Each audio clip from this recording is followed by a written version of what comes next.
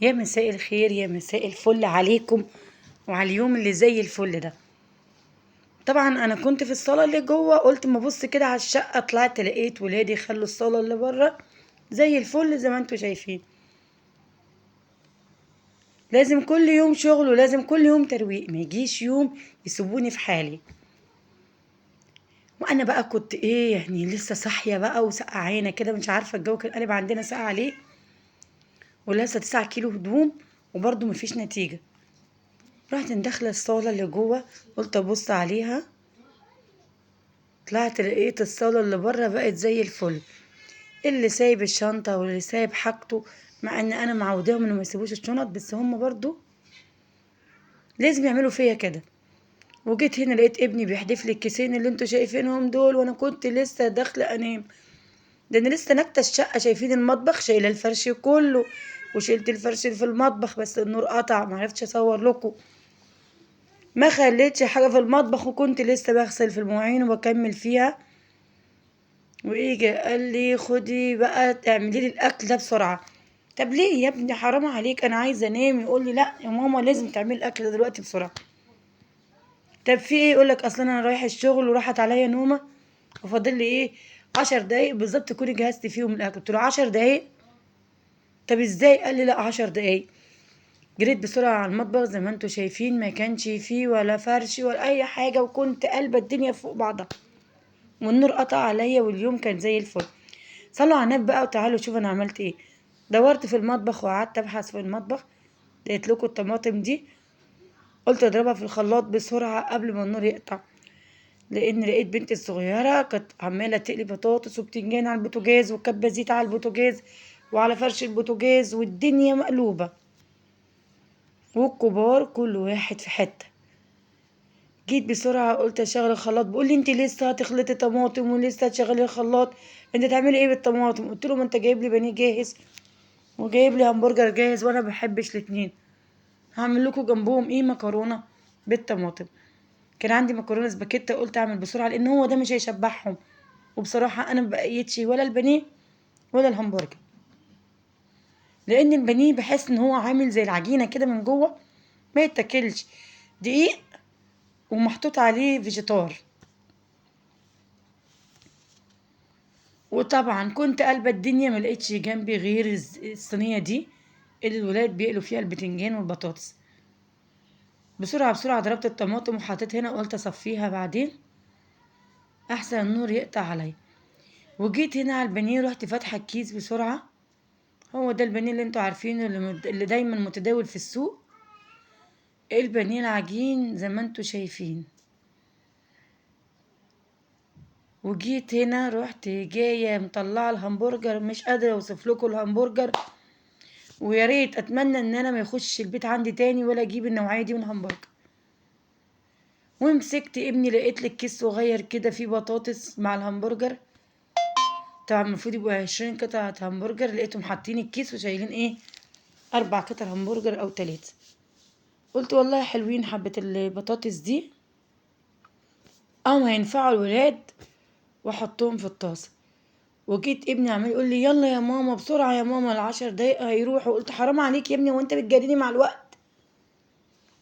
بقيت احط البانيه مع البطاطس عشان ما ياخدش وقت.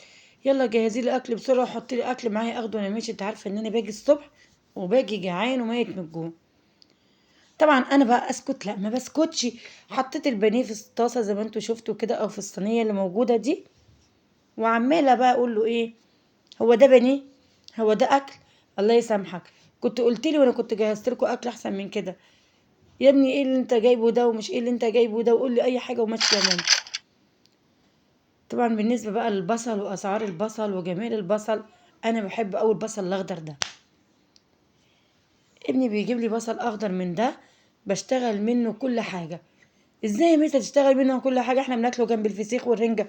بالله من صغري انا بحبه جدا، بشتغل بيه كل حاجه وبعمل بيه اي حاجه في الدنيا، كل حاجه بعملها بيه.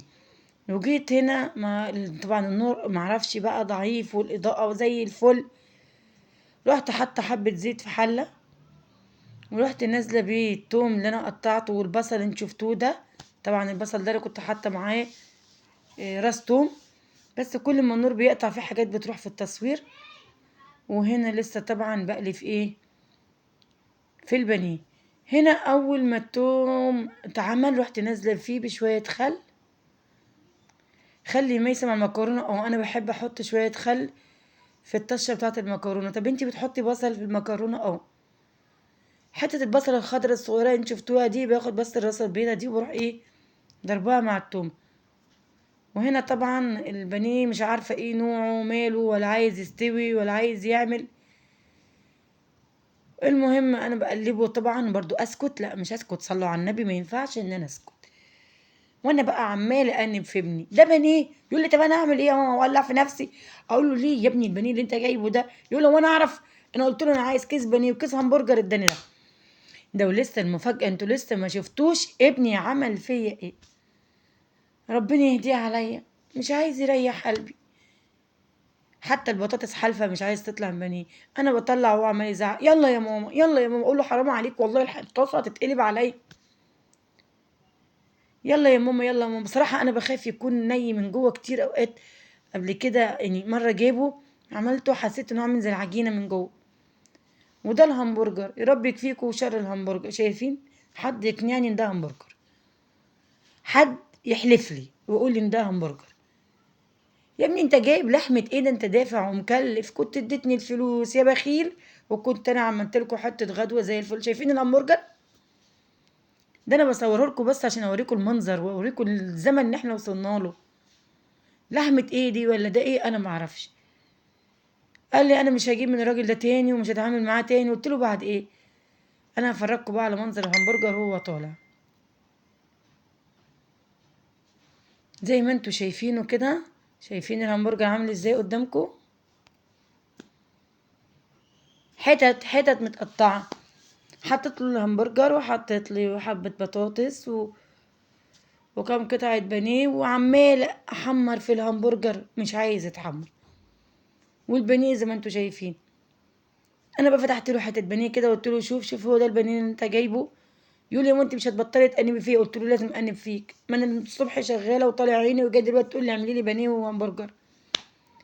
وكانت المكرونه خلصت. وطبعا بصراحه كانت في غلطه انا عملتها، ان انا حطيت قرن فلفل في الطماطم وانا بضربها في الخلاط. ويا رب يكفيكوا شر قرن الفلفل. شايفين ابني زي ما متعود ياخد من الحله؟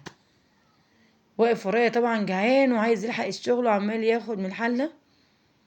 وانا هنا كده اكل المكرونه، عرفت انهم مش عارفه ياكلوها مولعه. بدوق البانيه وبدوق الهمبرجر. صلوا على النبي. ويا ريت اللي يوصل معانا لغاية هنا يا جماعة يشير لنا الفيديو